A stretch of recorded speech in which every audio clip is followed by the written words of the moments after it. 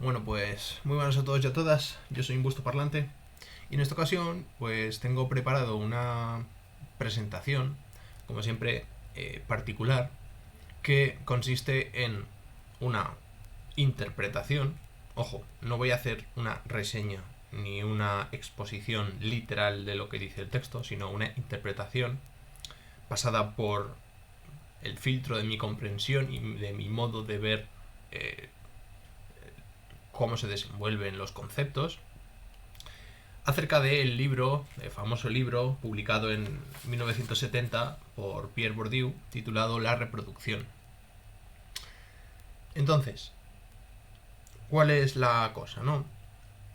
El título inicial que puse a esta presentación, por así decirlo, esta reflexión o esta interpretación, fue el siguiente. Lo voy a leer. Acerca de la comunicación pedagógica como manera fundamental de relación y diferencia entre profesores y alumnos en el sistema educativo.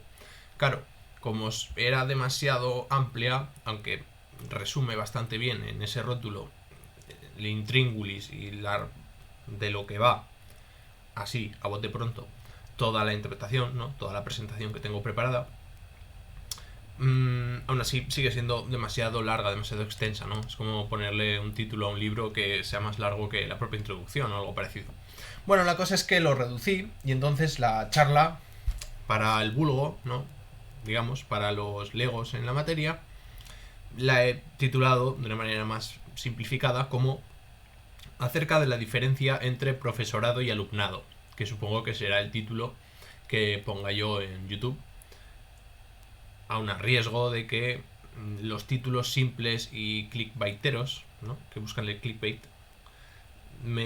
puede que me jueguen en el futuro una mala pasada, porque no hay nada peor en el mundo intelectual que hacerse viral, porque entonces pasas a la escena pública y ahí sufres todo tipo de vejaciones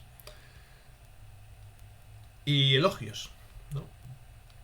Y el elogio y la vejación no es más que un modo de ver del público, pero yo creo que en mínimas ocasiones refleja con exactitud la característica propia del ponente.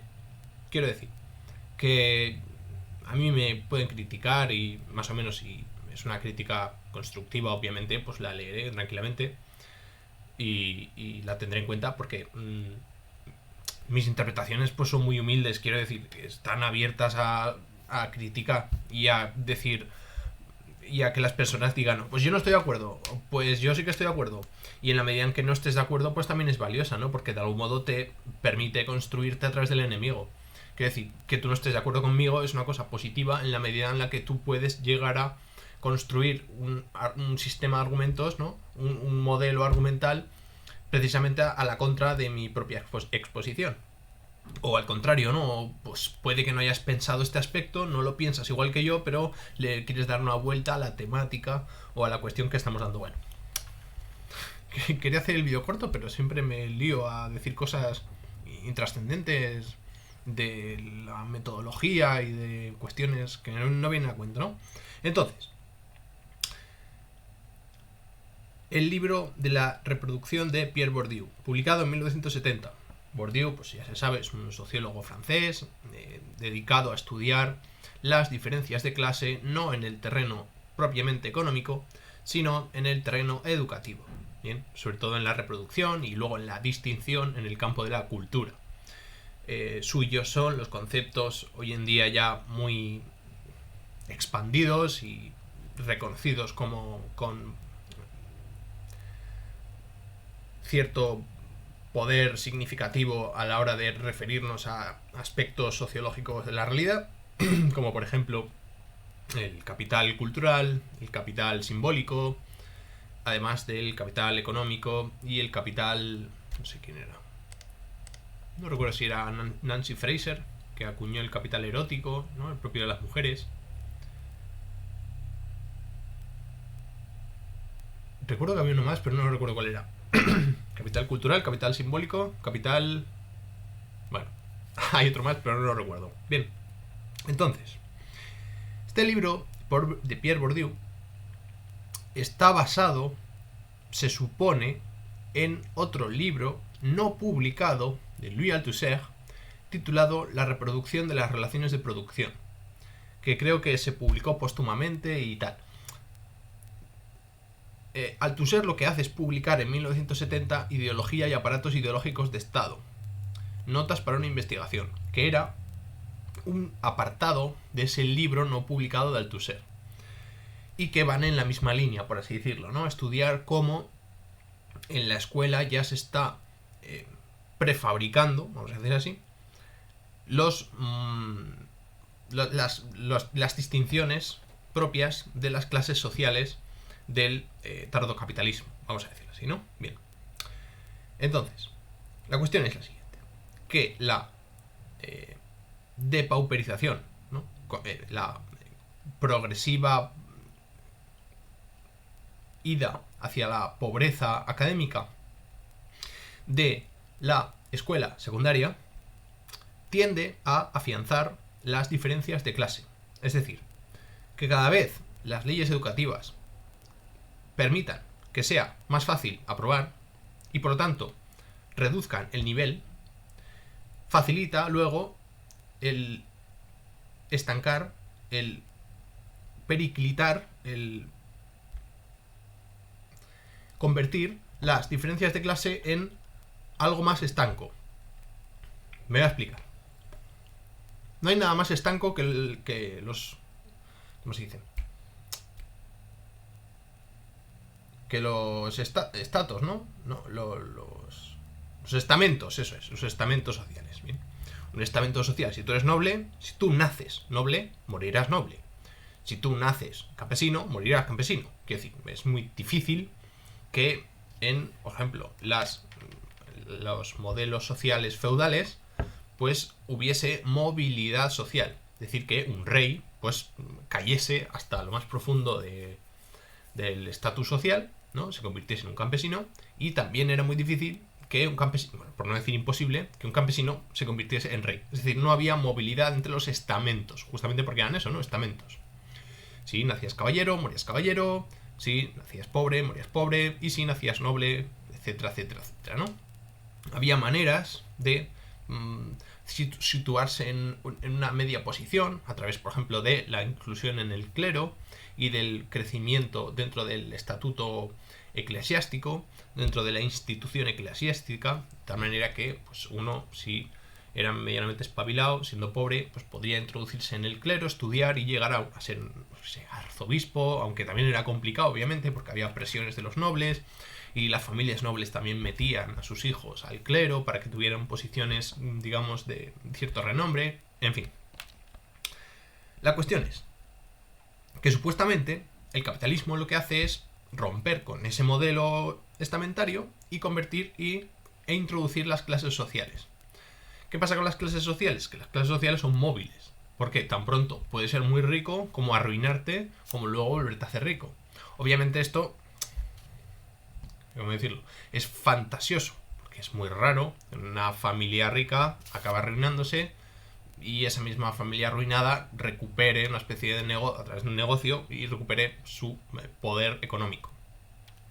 No en balde se puede dar, y de hecho se da, sobre todo a través de las generaciones. Es muy posible que el abuelo fuese multimillonario porque había construido, pues yo qué sé, un imperio de la nada. Vamos a utilizar el mito neoliberal, ¿no? El abuelo construyó un imperio de la nada y se hizo rico. Bien. El hijo ya vive de rentas y por lo tanto vive del cuento y se gasta todo el dinero del padre. Y ya el hijo del hijo, no, el nieto, es aquel que recibe, pues, deudas, ¿no? Por lo general. Y por lo tanto ya hemos pasado de una familia rica a una familia arruinada, incluso con deudas. En resumen, que el capitalismo permite cierta movilidad social, pero siempre con sus comillas, siempre con sus pinzas. Vamos a cogerlo con pinzas, porque ya digo que sí que en teoría esa movilidad social, ese ascensor social, ¿no?, que nos permite subir escalones en las clases sociales económicas y bajarlos, pues tiene sus mecanismos ocultos, vamos a decirlo así, ¿no? Bien. A lo que voy. y en conexión con la escuela. La tesis de Bourdieu es que la escuela ayuda a apuntalar estas distinciones sociales, ¿no? Que la escuela hace que los pobres sigan siendo pobres y los ricos sigan siendo ricos. ¿Por qué? Porque las familias ricas llevan a sus hijos a escuelas privadas, donde la ley educativa tiene menor influencia. De tal modo que las escuelas privadas mantienen un nivel académico súper elevado, una exigencia súper elevada, de tal manera que los cuadros que salen de dicha institución están filtrados por un nivel muy elevado, ¿vale? Y por lo tanto, en el futuro es posible que lleguen a ocupar puestos de gran responsabilidad en empresas o incluso dentro de las instituciones políticas del Estado. ¿Bien? Así vemos esa paradoja según la cual los ministros de educación, vamos a decir, la ministra o el ministro de educación y sus consejeros aprueban leyes educativas para la escuela pública, pero a sus hijos y a los hijos de los hijos y a sus, entre comillas, familiares, siempre los encaminan hacia escuelas privadas, escuelas de gran nivel, ¿vale? Las personas que hacen las leyes llevan a sus hijos a escuelas privadas para que tengan una formación más elevada y, digamos, que adquieran ese nivel académico, esa excelencia que caracteriza a los altos cuadros funcionariales, ¿no? Vale. Esta es un poco la tesis. Vamos a hablar de las premisas que voy a utilizar para mi interpretación. Las premisas son las siguientes. Todo niño es alumno, pero no todo alumno es niño. Bien. Todo niño necesariamente tiene que aprender por el hecho de ser niño. Pero no todo el mundo que aprende es niño. Porque yo, por ejemplo, si voy a una clase de universidad, seré alumno, pese a ser un adulto. Luego no todo alumno es niño. Eso parece es que son cosas de perogrullo, pero al final son premisas para que la gente sepa desde qué coordenadas parte nuestro análisis o nuestra interpretación. Bien. La segunda premisa. La diferencia esencial entre profesor y alumno reside en el lenguaje. Ya veremos esto posteriormente, no en este vídeo, en los posteriores, acerca de esta tesis que es la fundamental, ¿no? En última instancia, el profesor es profesor porque así es reconocido por el alumnado. Vamos a decir, el profesorado y el alumnado, alguna que otra vez, seguro que se me escapa profesor y alumno, para complacer a las amigas feministas que nos pueden estar viendo y al statu quo de la ideología dominante que favorece la inclusión lingüística y todo este tipo de cuestiones. Así que bueno, pues lo diré unas veces de una manera, otras veces de otra, según me vaya viniendo. Bien. La cuarta premisa. En última instancia, el alumno es alumno porque así es reconocido por sí mismo, ¿vale? Estas dos premisas van unidas. Mi tesis es la siguiente. Yo parto de la dialéctica del amo y el esclavo según la interpretación de Alexander Koyev, que realiza de la problemática del dominio y la servidumbre que aparece en el capítulo 4 de la fenomenología del espíritu de Hegel. Todo el mundo la conoce y si no la conoce, yo tengo vídeos dedicados en el canal y es muy sencilla, muy simple. Bueno, muy sencillo, muy simple. Todo lo sencillo y lo simple que pueda ser Hegel, ¿no? La cuestión es esa, ¿no? El profesor es profesor porque así es reconocido por el alumno. Y el alumno es alumno porque así es reconocido por sí mismo. Atención. Es decir, que la legitimidad de la autoridad del poder, ¿no?, descansa en la creencia del dominado. Esto es una tesis de filosofía política desde mi perspectiva fundamental. Que la legitimidad del poder o de la autoridad descansa siempre sobre la creencia del dominado. No sobre la fuerza del dominador. No, o sea, bien. Me parece bien que la gente lo crea, que crea ese tipo de realpolitik. Yo tengo otra. Y son igualmente válidas. Bueno, a lo mejor la suya es más válida porque la defienden ustedes y en tal medida, pues, creen ustedes tener razón y por lo tanto es la suya la verdadera. Yo solo digo que yo me declino por esta pensando que puedo cambiar de opinión, ¿no? Que si me convencen, pues me cambiaré de bando. Yo de momento me mantengo en esta posición porque creo que es la más adecuada, la más certera, la que profundiza más en el asunto de las relaciones antropológicas del ser humano, ¿bien? Entonces, un profesor no es profesor porque una institución política lo diga. Esto tiene sentido desde una perspectiva realista, pero no nos sirve para analizar fenomenológicamente la figura del profesor. Claro, esta es la clave, ¿no? Que yo quiero analizar partiendo del análisis de Bourdieu, que es sociológico, que es desde una perspectiva de clase. Yo lo quiero analizar dándole un girito fenomenológico a la cuestión, ¿vale? Bien. Luego, un profesor no es quien enseña, ni un alumno es quien aprende. Originariamente hay instancias más determinantes que su finalidad, que su objetivo. El objetivo de la escuela ya sabemos que es aprender y enseñar. Aunque de facto la finalidad del objetivo o la acción del profesor sea enseñar y la del alumno sea aprender, esto sucede después del reconocimiento. El reconocimiento del profesor como profesor y del alumno como alumno es el fenómeno originario de la distancia o diferencia ontológica de ser profesor o de ser alumno. El reconocimiento del profesor como profesor por parte del alumno no es certero, verdadero o completo.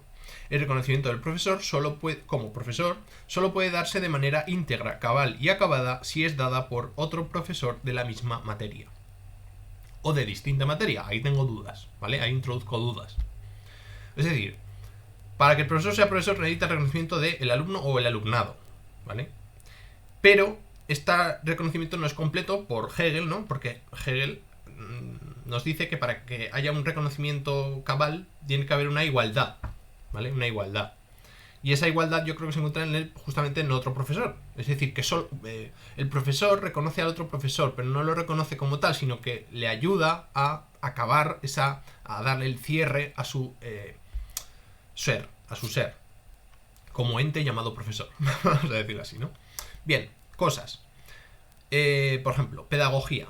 Pedagogía es la palabra que designa a la enseñanza, pero que tiene su origen en Grecia. Paidos significa niños y agogé es el verbo, significa conducir, y el gogein es el que acompaña. El pedagogo era una figura en Grecia que era aquel que se pasaba por casa por casa buscando a los niños, recogiéndolos y llevándolos a el maestro, a el filósofo para la enseñanza.